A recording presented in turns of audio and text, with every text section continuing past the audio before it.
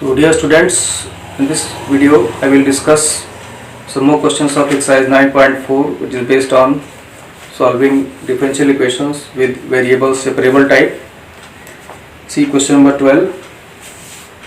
Question number 12, exercise 9.4. Question is like this: x into x square minus 1 dy by dx is equal to 1. Y equal to 0 when x is equal to 2. Here you have to find the particular solution for this question. So here we can write like dy by dx equal to 1 upon x into x square minus 1, and now separate the variables, only function of x is present here.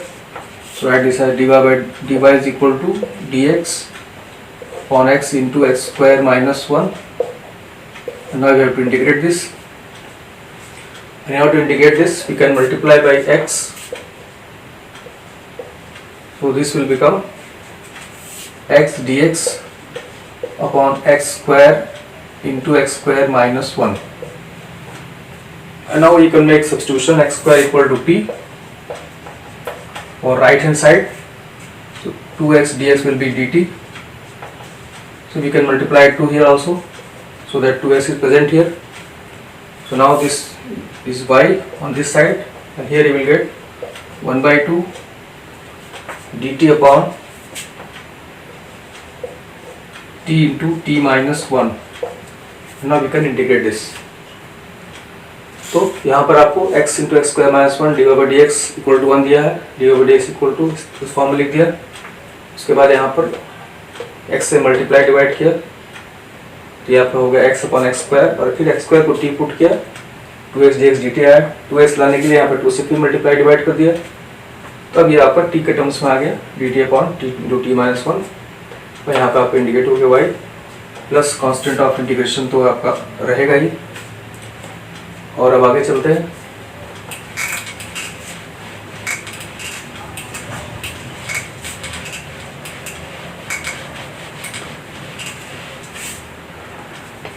So next step is solving this 1 upon t into t minus 1. So you can use here method of partial fractions. 1 upon t into t minus 1 is equal to a upon t plus b upon t minus 1. We will find a and b. So multiplying by this t to t minus 1, you will get 1 equal to t minus 1 into a plus t into b. Put t equal to 0, then you will get value of b. B is equal to, because here you will get 1 is equal to minus a. So b is equal to 0. So t is equal to 0 will give you value of a. So you will get 1 equal to t equal to 0 minus a, and this is 0. This implies a is equal to minus 1, and put t equal to 1, you will get value of b. 1 means here you will get 1 equal to 0 plus b. This implies b is equal to 1. So now we can clearly write, putting value of a as minus 1, b as 1. So minus 1 upon t plus 1 upon t minus 1. So simplifying this, you will get this is equal to 1 upon t into t minus 1. पहले यहाँ पर इसको आपने partial fraction से solve कर लिया, और इसको अब इसका यूज करेंगे इंटीग्रेशन में. 1 upon T into T minus 1 की जगह इसको लिख सकते हैं आप डायरेक्टली. तो अब आप इसको पार्शियल फ्रैक्शन कैसे अप्लाई हुआ है क्लियरली आपको समझ लेना है कि a अपॉन टी माइनस 1. ए को वैल्यू निकालने के लिए टी को 0 किया तो a मिल गया, और b को वैल्यू निकालने के लिए टी को 1 रखा. इस तरह से आपको दोनों वैल्यू मिल गई. इसको आप ऐड करके देख सकते हैं, ये इसके इक्वल आना चाहिए. अब इसके बाद यहाँ पर वही वैल्यू आपको रख देना है, 1 upon T into T minus 1 की जगह इसको रख देंगे. तो ये आपका आगे लिख सकते हैं, दिस इज इक्वल टू 1/2 और इसकी जगह आपको 1/t इंटू टी माइनस 1 की जगह दिया जाएगा 1/t minus 1 minus 1/t dt plus constant of integration. तो आगे इंटीग्रेशन जब आप करेंगे तो y इक्वल टू आएगा आपका 1/2, ये दोनों ही लॉग फॉर्म में इंडिकेट हो जाएंगे यहाँ पे, log of t minus 1 minus log t plus c, put value of t is x square, it is 1/2 log of x square minus 1 minus log of x square plus c, and log a minus log b you can write as log a by b 1/2 log of x square minus 1 upon x square modulus plus c। ये आपका general solution मिल गया आपको, यहाँ पे इसको indicate कर दिया है, यहाँ पर log a minus log b को log a अपॉन b लिख दिया, t की वैल्यू रख दिया। अब आपको क्या करना है, पर्टिकुलर सोल्यूशन फाइंड करने के लिए t x c constant of integration की वैल्यू निकालना है। ये कंडीशन अप्लाई करेंगे y equal to 0 when x equal to 2, putting y equal to 0 x equal to 2, so 0 is equal to 1/2 log of 2 square minus 1 3 2 square 4 plus c, so this implies c is equal to minus 1/2 log 3/4। ये आपका c की value आ गई और इसको आप यहाँ पे general solution में रख देंगे, putting value of c in 1,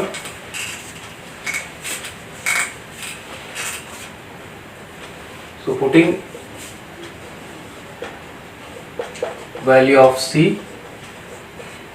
in 1, required particular solution is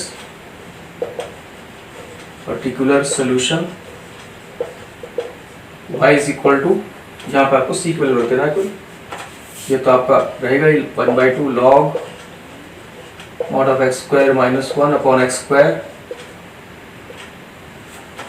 और c की जगह आपको ये माइनस 1/2 log ऑफ 3/4, ये आपका आंसर हो जाएगा इस क्वेश्चन के लिए। तो इस तरह से आपको पर्टिकुलर सोल्यूशन कैसे फाइंड करना है, जैसे आप जनरल सोल्यूशन फाइंड कर सकते हैं, जनरल सोल्यूशन फाइंड कर लिया है यहाँ पे 1 तक। अब इसके बाद आपको वैल्यू जो दिया हुआ है, कंडीशन दी हुई है y equal to 0 x equal to यहाँ रख देना है और इससे c की वैल्यू निकाल लेना है और इस c की वैल्यू को जनरल सोल्यूशन में ला के रख देना है। ये आपका पर्टिकुलर सोल्यूशन हो गया। Question number 13, question is like this, cos of dy by dx is equal to a belongs to R, condition is given y equal to 2 when x is equal to 0। So ये आपका differential equation है, cos dy by dx equal to a, so you can transfer this cos on this side, dy by dx equal to cos inverse a, separating the variable, यहाँ पे x भी नहीं है y भी नहीं है तो सिंपली आप सेपरेट कर दीजिए, dy equal to cos inverse a dx and now integrate both sides, so y is equal to cos inverse a into x plus constant of integration. अब यहाँ पे आपको कंडीशन अप्लाई करनी है, y equal to 2, putting y equal to 2 x equal to 0 रख दीजिए, तो क्या आ जाएगा 2 equal to cos inverse a into 0 plus c, तो c की वैल्यू आपकी आ गई 2, तो c की वैल्यू मिल गई आपको। अब इस वैल्यू का आपको जनरल सोल्यूशन जो है आपका 1 इसमें रख देना है। तो मैंने पहले डी बाई डी को लेफ्ट में किया, ये कॉस इनवर्स इधर हो गया, उसके बाद वेरिएबल सेपरेट करके इंटीग्रेट कर दिया, y equal to cos inverse a constant है यहाँ पे, x dx का x आ गया प्लस कांस्टेंट ऑफ इंटीग्रेशन। अब इसके बाद आपको यहाँ पर कंडीशन अप्लाई करना है, y equal to 2 x equal to 0 रखना है, तो y की जगह 2 x की जगह 0, तो ये टर्म आपका 0 हो जाएगा, इससे c की वैल्यू मिल गई 2। अब इस वैल्यू को आपको रख देना है क्वेश्चन नंबर 1 में जो जनरल सोल्यूशन है।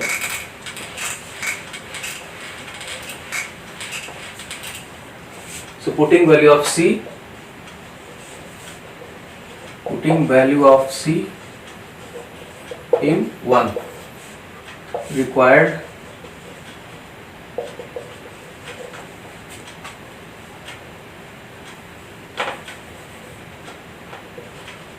required particular solution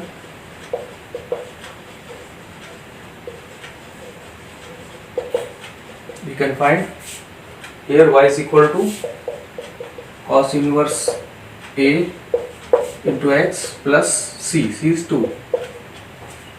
इसको थोड़ा सा आप जो इस फॉर्म में आंसर दिया है उस फॉर्म में भी ला सकते हैं। This implies y minus 2 equal to cos inverse a into x, और जैसे सिंप्लीफाइड फॉर्म में लिखा हुआ है थोड़ा सा और सिंप्लीफाई करेंगे आप इसको,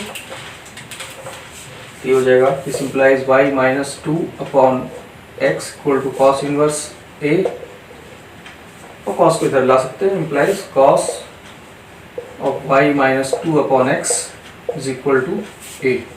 ये आपका रिक्वायर्ड पर्टिकुलर सोल्यूशन जो आपके बुक में दिया हुआ है। तो इस तरह से मेनली आपको जनरल सोल्यूशन फाइंड कर लिया, उसके बाद जो c की वैल्यू आई आपकी उसको रख दिया यहाँ पे, और थोड़ा सा इसको सिंप्लीफिकेशन कर दिया इसका इस फॉर्म में cos inverse y minus 2 upon x, जो कि एनसीईआरटी में आपके इस फॉर्म में दिया हुआ है। Let us take one more question, number 14 is dy by dx equal to y tan x,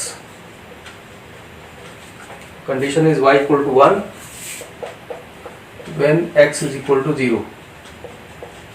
ये कंडीशन है। यहाँ पर राइट साइड में आप देख रहे हैं दोनों फंक्शन है, x का भी फंक्शन है y का भी फंक्शन है। सेपरेट करिए, you can write this as dy upon y is equal to tan x dx। now indicate both sides, so dy upon y will be indicated as log y equal to integral of tan x log sec x plus constant of integration। now we can apply condition, ये आपका general solution हो गया, और आप condition apply करिए, putting x equal to 0 y equal to 1 in 1, so log of 1 is equal to log of sec 0 plus c, log 1 is 0, this implies 0 is equal to, it is also log 1 plus c, तो c is equal to 0, sec 0 आपका 1 होता है, ये भी log 1 आएगा, log 1 फिर से 0 हो गया, तो c की वैल्यू आपको 0 मिल गई। अब इस वैल्यू को आपको रख देना है इक्वेशन नंबर 1 में।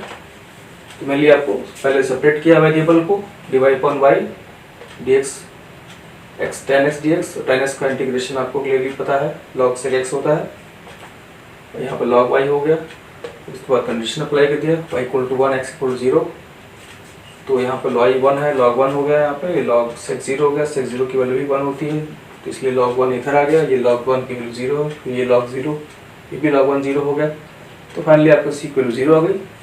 अब इस c की वैल्यू को रख देना है फाइनली क्वेश्चन में आपको, और आपको रिक्वायर्ड सोल्यूशन मिल जाएगा। So putting c equal to 0 in 1, जो आपका था इक्वेशन क्या था, log y equal to log sec x plus c, ये आपका इक्वेशन 1 था। इसी में आपको क्या कर देना है, c की जगह 0 रख देना है, तो क्या आ गया आपका log y is equal to log sec x, दो साइड में log है इसलिए आप y को log हटा भी सकते हैं, y is equal to sec x, this is the required particular solution. इस तरह से c की वैल्यू 0 रख दिया आपने, और यहाँ पर रिक्वायर्ड पर्टिकुलर सोल्यूशन होगा। इस तरह से आप पर्टिकुलर सोल्यूशन वाले क्वेश्चंस में मेनली आपको जनरल सोल्यूशन तो वैसे ही फाइंड करना है, और पर्टिकुलर सोल्यूशन फाइंड करने के लिए जो कंडीशन आपको दी हुई है उस कंडीशन को फॉलो करके c निकाल लेना है, और c को फिर जनरल सोल्यूशन में सब्स्टिट्यूट कर देना है, you will get the required particular solution. So that's all in this video.